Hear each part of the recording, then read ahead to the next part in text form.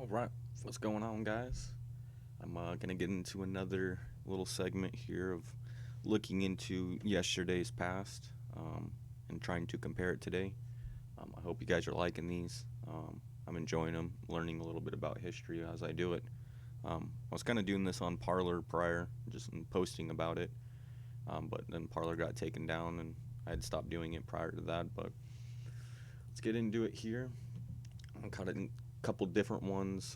One about an amendment or a ratification to the Constitution, the League of Nations, Federal Radio Commission, Russian spies, Luna 9, aliens, and then also one of the top gross films in the U.S. The first one here, we'll get right into it. February 3rd, 1870, the 15th Amendment was ratified. It's the United States Constitution is ratified in 1870, which prohibits each government in the United States from denying a citizen the right to vote based on that citizen's race, color, or previous condition of servitude. And I thought I'd bring up the ACLU here. Supposedly, ACLU dares to create a more perfect union beyond one person, party, or side. Our mission is to realize this promise of the United States Constitution for all and expand the reach of its guarantees.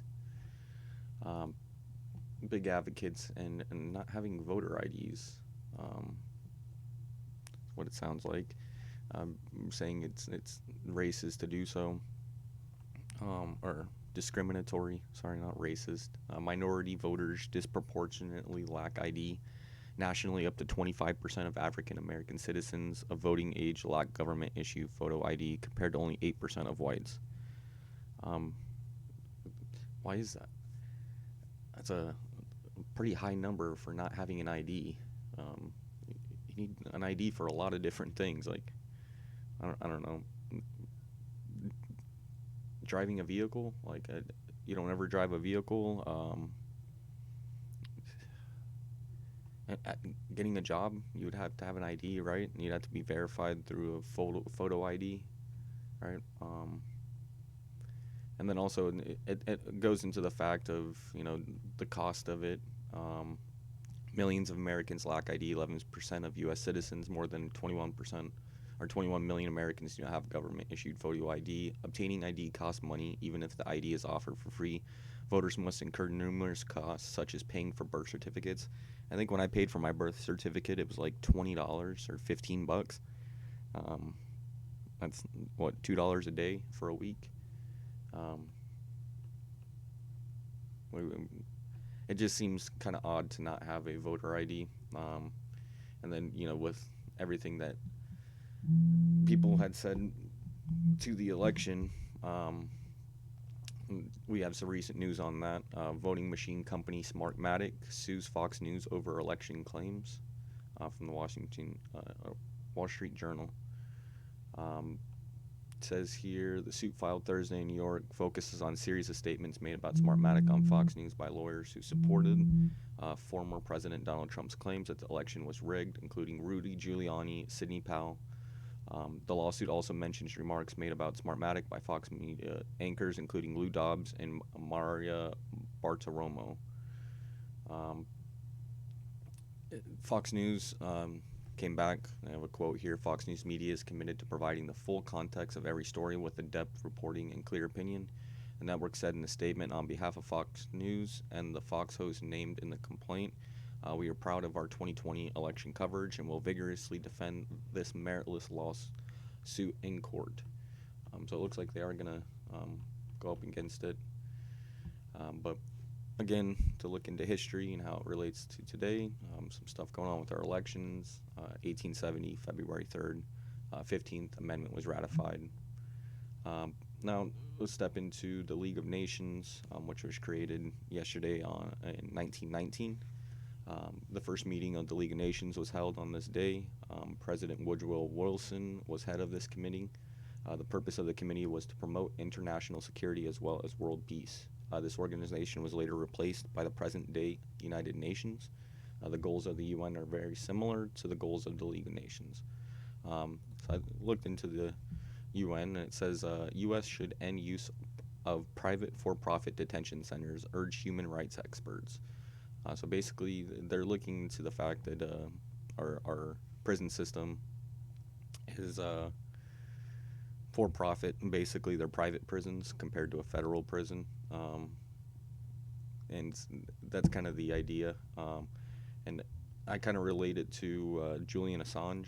Um, I was kind of trying to think of a way, and I don't really know what the difference in that would be or how it would benefit. I'd have to look farther into it, but I can relate it to at least Julian Assange won't be extradited to U.S. British judge rules. And it basically went into the fact that the U.S. prison system, if he were to be sent here, there was a high chance of with his mental health that there was a possibility of suicidal tendencies, and with the lack of care in the judge and in the prison system, it was ruled that based off of straight mental health. So if it wasn't for his mental health, he would still be. The U.S. is still trying to convict or charge or extradite. Yeah, I thought that was kind of interesting there.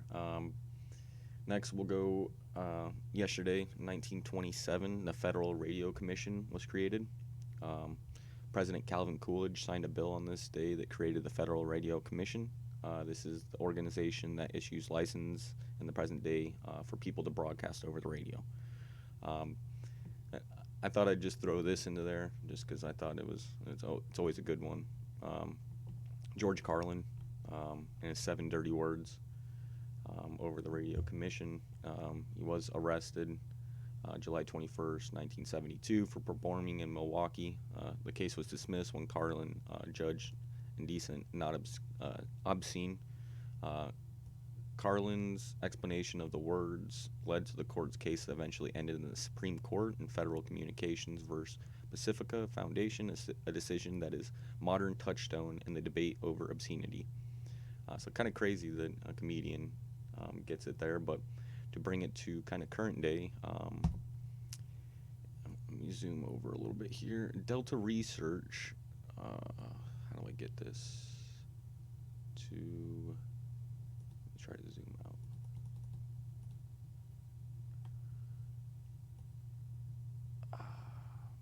Not going to be able to see it, am I? How do I get this thing to go away? The DRA basically requests proposals for RF for broadband accessibility data collection and mapping. Basically, the internet's going to have some securities.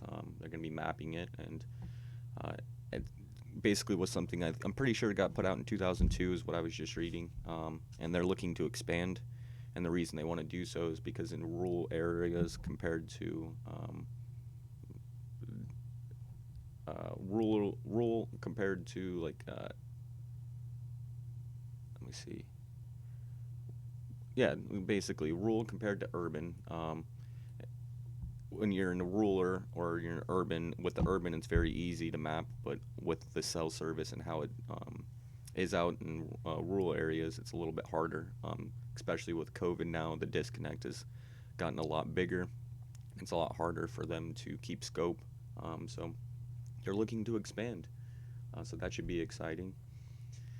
The next here, we have yesterday, 1950, a Russian spy, Klaus Fuchs, one of the scientists who came to Britain following the end of World War II and helped develop the atomic bomb, is arrested for passing top-secret information about the bomb to the Soviet Union.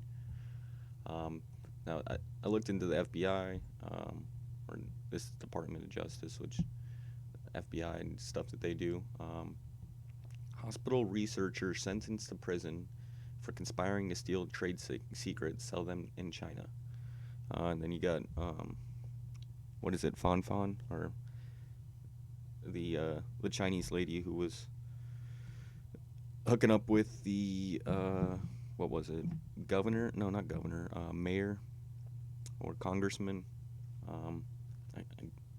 I'm blanking on the names right now, but more and more we keep seeing Chinese spies. Here they come. So I thought that was interesting. That was just February 1st. There was also another one here at the top.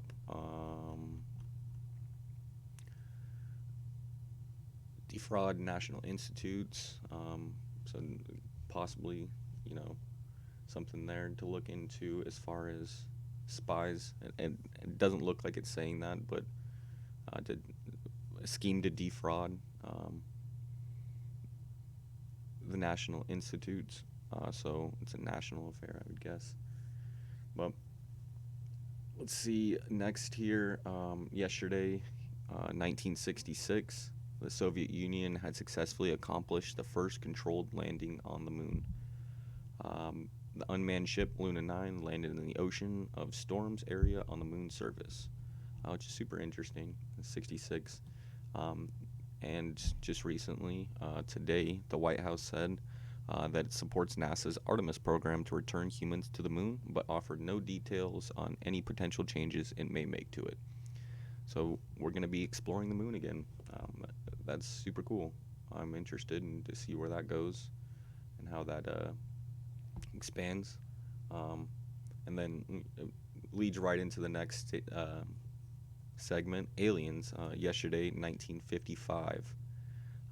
But it's not these kind of aliens. It's an alien is someone who is not a citizen of a country, in this case, not a citizen of the U.S.